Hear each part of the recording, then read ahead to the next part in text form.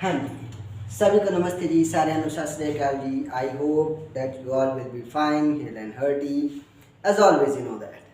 So, dear students, again we have a word and we have a wonderful word and its name is vibrate. And this is third number. ये तीसरे number पे हमारा सिनोनियम बनने जा रहा है और वर्ड है विब्रेट। विब्रेट वर्ड का मतलब होता है डांटना या दोष निकालना, किसी च गलतियां कढ़ना। आप कह देने पंजाबी च भी गलतियां कढ़ना किसी ਨੂੰ या डांटना, ਉਹਨੂੰ फटकारना, ਉਹਨੂੰ समझाना है ना, डांट के फटकार के। तो ਇਹਦਾ सिनोनियम की बन सकता है, बेस्ट सिनोनियम की बन सकता है? स्कोल्ड, जज, डाउनग्रेड या फिर डिनाई। स्कोल्ड का मतलब होंगे झिड़कना किसी ਨੂੰ, जज का मतलब होंगे जज करना, डाउनग्रेड का मतलब होंगे घटाना या बुरी हालत करना, किसी की माड़ी हालत करना किसी चीज़ की। डिनाई मतलब नकारना, किसी चीज़ का खंडन करना, यानी कि किसी बात को ना गलत ठहराना, नकारना या गलत ठहराना। तो घटाना, डाउनग्रेड मतलब घटाना होता है या बुरी हालत करना। जज का मतलब जज करना, न्याय देना, हम लोग कह सकते हैं न्याय देना या फिर झिड़कना।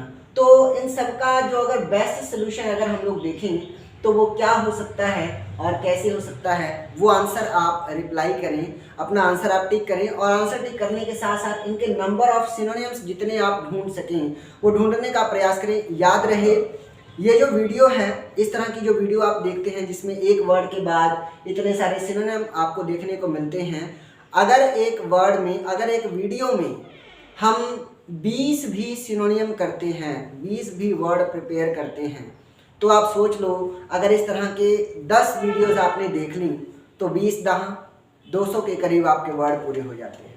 तो ये होंगे तभी जब आप करोगे, और इसी तरह 200, 300, 400, 500 से लेकर हम लोग इसके आगे भी ले जाने का काम करेंगे। लेकिन ये होगा उसी को याद जो इन पर मेहनत करेगा। और याद, मैं आपको एक बात गारंटी के साथ कह रहा हूँ, एक बार अगर आपने 20 वीडियोस लगातार कंसिस्टेंसी से देख ली ना, तो उसके बाद के जितने भी वर्ड्स आएंगे, जितने भी वर्ड मीनिंग हम लोग करने वाले हैं, उन सभी वर्ड मीनिंग में कहीं ना कहीं कोई ना कोई वर्ड रिपीटिशन में आएगा ही आएगा। वैसे तो 20 से पहले ही रिपीटिशन शुरू हो जाएगी, लेकिन 20 के बाद बहुत ज़्यादा रिपीटिशन मिलेगी। यानी कि स्टार्टिंग की 20 वीडियोस में अगर आपने अच्छे से मेहनत की तो उसके बाद आपके लिए काम चुटकियों का खेल हो जाएगा। लेकिन होगा उसी के लिए जो मेहनत करेगा, और जो मेहनत से जी चुराएगा या फिर आलस करेगा, तो देखो आलस करने वालों का कोई हल नहीं, because practice has no substitute. Once you loss the time definitely you can't get anything. अगर आपने समय ही गंवा दिया तो फिर आप कुछ नहीं पा सकते। समय का यूज़ करें और इनका रिप्लाई करके इनके सिनोनिम ढूंढें। वीडियो पॉज कर लें, मैं भी आपको समय देता हूँ इसको करने का। हाँ जी, तो उम्मीद है कि अब तक आप लोगों ने अपना आंसर भी लगा लिया होगा। तो ज़रा बता दो क्या आंसर आ रहा है आपको? कहीं बी तो नहीं आ रहा? आ रहा है? नहीं आ रहा? बहुत अच्छी बात है। डाउनग्रेड आ रहा है? नहीं आ रहा? और भी अच्छी बात है। जज तो नहीं आ रहा? कहीं नहीं आ रहा। स्कोल्ड, हाँ, ये हमारा आंसर बन सकता है। तो ए ऑप्शन हमारा जो है वो करेक्ट आंसर है। अब इस ए ऑप्शन को ही करेक्ट आंसर क्यों माना गया? देखो, विब्रेट का मतलब होता है डांटना या दोष निकालना या फिर बुरा कहना, है ना। तो टू फाइंड फॉल्ट विद भी कह सकते हैं। दोष निकालने को हम लोग टू फाइंड फॉल्ट विद भी कहते हैं, फाइंड फॉल्ट विद भी कहते हैं। अब देखो इसके सिनोनिम क्या थे? स्कोल्ड, डांटना, रिब्यूक, रिब्यूक मतलब भी होता है डांटना, चाइल्ड, चाइल्ड का भी मतलब होता है डांटना या फटकारना, रिप्रूफ भी होता है डांटना या फटकारना, और एक और वर्ड है रेलमेंट। ਆਪਾਂ पंजाबी च भी कहते हैं जे तू ना सुधरिया तेरी रेल बना देनी है, तो रेल तो बना रेलमेंट। ठीक है, याद रखने का एक तरीका है, रेलमेंट आप कह सकते हैं। ठीक है, अब भोजपुरी में भी कहते हैं ना घुसे ना घर में, शाम होने से पहले तुम्हें रेल बना देंगे, ऐसे कहते हैं, समझिए। चलो, पहले का ऑप्शन है स्कोल्ड। स्कोल्ड का मतलब होता है झिड़कना, झिड़कना यानी कि डांटना किसी को। तो देखो, रिब्यूक, स्कोल्ड सेम वर्ड आ रहे हैं, यहीं पर वर्ड रिपीट हो रहे हैं, आपको याद लगा। रिब्यूक करना, स्कोल्ड, रेप्रीमंड, ये वर्ड बहुत पूछा जाता है, स्कोल्ड और रेप्रीमंड। स्लैंग के इतना नहीं पूछा जाता, लेकिन रेप्रीमंड आता है। विटुपरेशन, कभी कभी ये भी दिख जाता है, विटुपरेशन। अच्छा, विटुपरेशन का मतलब होता है बदजुबानी करना, मतलब सिर्फ किसी को डांटना ही नहीं होता, बल्कि अगर किसी से हम बदतमीजी से बात कर रहे हैं या बदजुबानी कर रहे हैं तो उसके लिए भी हम लोग ये वर्ड यूज़ कर सकते हैं, विटुपरेशन। रीप्रूफ या रीप्रूफ का भी मतलब होता है भर्त्सना करना किसी की, यानी कि डांटना किसी को, डांटना चिढ़कना उन्होंने, ठीक है। अब्यूसिव गाली देना, आपको पता ही है अब्यूसिव मतलब गाली देना। वैसे यहाँ पर अब्यूसिव का मतलब सिर्फ गाली देना नहीं है, यहाँ पर अब्यूसिव का मतलब किसी से बदतमीजी से बात करना है, यानी कि बहुत बुरे तरीके से बात करना है। तो हर बार अब्यूसिव का मतलब गाली देना ही नहीं होता, बल्कि बदतमीजी से बात करना भी होता है, ठीक है। आगे देखते हैं। जज के लिए होता है, देखो जज करना, जस्टिस, मैजिस्ट्रेट या फिर मैजिस्ट्रेसी भी लिखा हुआ है। अंपायर, अब जज को तो हम अंपायर, देखो क्रिकेट के मैच में जो अंपायर खड़ा होता है वो भी तो एक तरह से जज ही है, उसका भी तो फैसला देना ही काम होता है ना, वो भी फैसले देता है, अंपायर। आर्बिट्रेटर, ये वर्ड बहुत आता है अभी, आर्बिट्रेटर बहुत पूछा जाता है। आर्बिट्रेटर या फिर आर्बाइटर भी कह देते हैं, वैसे आर्बिट्रेटर ज़्यादा पूछा जाता है, ARBITRATOR, आर्बिट्रेटर। फिर है रेफरी, आपको पता ही है रेफरी क्रिकेट के मैच में रेफरी होते ही हैं। और फिर है ज्यूरी, तो ज्यूरी का मतलब तो जज साहिबान होता है, आपको पता ही है। आगे देखा जाए। डाउनग्रेड मतलब घटाना, किसी की हालत को या किसी के मूल्य को, किसी की वैल्यू को घटाना, किसी की इज्जत को घटाना या बुरी हालत करना, ऐसा भी कह सकते हैं। डिक्लिनेशन पहला वर्ड है, डिक्लिनेशन। डिक्लाइन एक वर्ड सुना होगा ना आपने, डिक्लाइन मतलब घटना, तो डिक्लाइन से बना डिक्लिनेशन।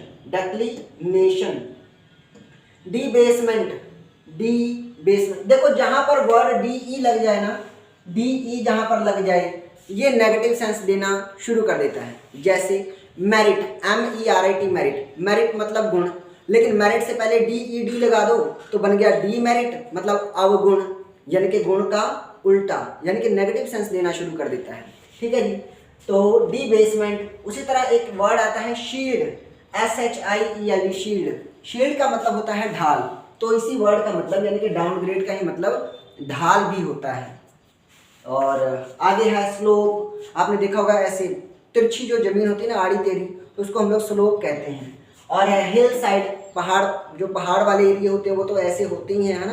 तो ये जो एक एरिया बन जाए, जो ऊपर से नीचे की ओर जाने का ये जो एरिया बन रहा है ना, ये क्या है, स्लोप है।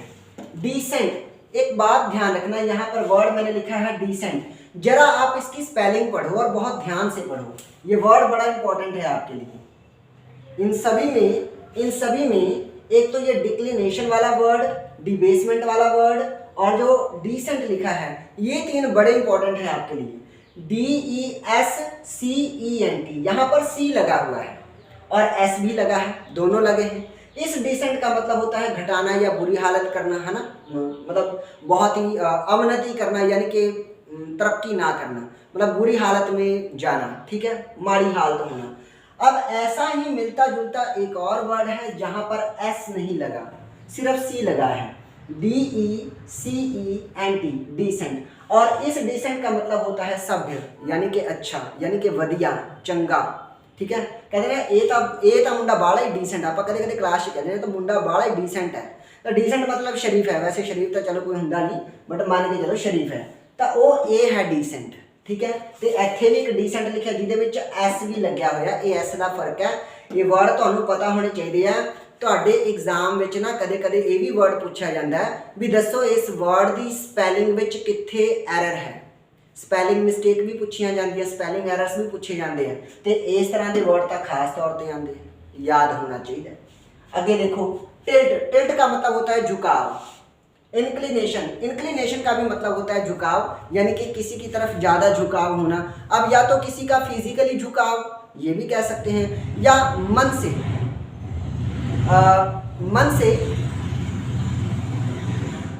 से किसी चीज़ के बारे में ज़्यादा सोचना या उसके बारे में उसकी चाहत रखना, है ना, उसकी तरफ झुकाव होना। जैसे कई लोगों का इंग्लिश सीखने के प्रति बहुत झुकाव होता है, कुछ लोगों का मैथ करने के प्रति बहुत झुकाव होता है, कुछ लोगों का कंप्यूटर के प्रति बहुत झुकाव होता है, मतलब किसी चीज़ की तरफ ज़्यादा अट्रैक्ट होना या फिर उसकी तरफ झुकना।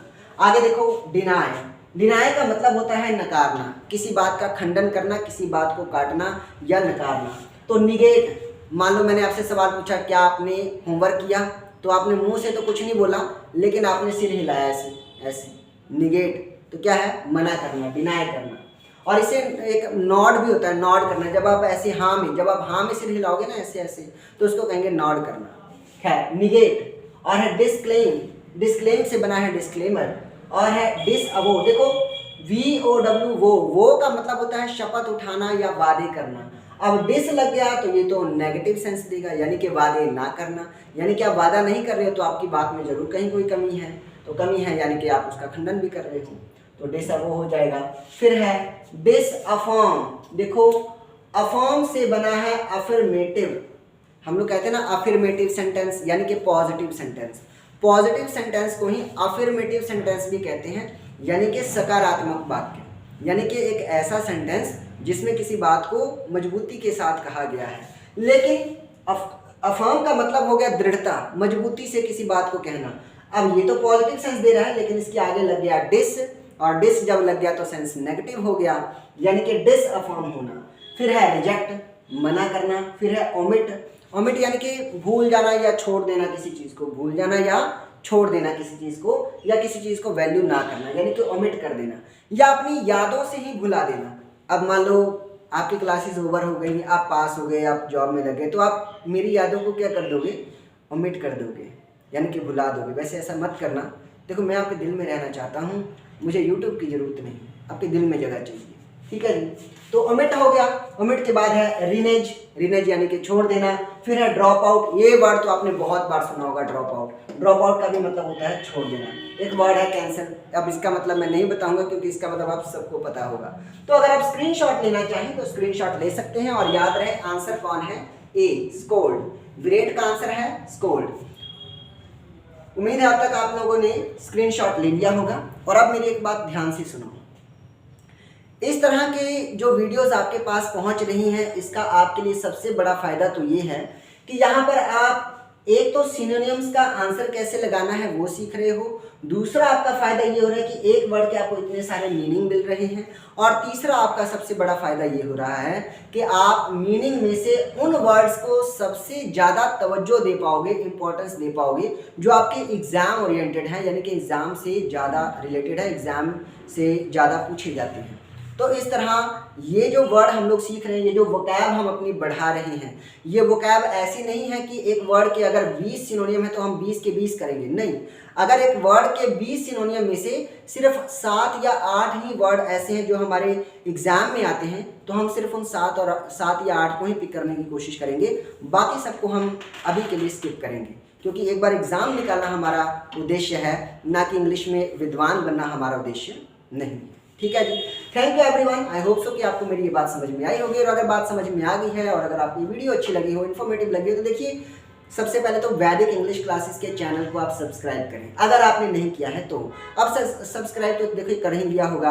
अब अगर वीडियो अच्छी लगी है तो इसको लाइक कर दीजिए, और अगर आप लाइक कर चुके हैं तो फिर इसे शेयर करना ना भूलें। ठीक है जी, thank you everyone giving me your precious time. Thank you so much. जय हिंद, जय भारत, जय आर्यवर्त।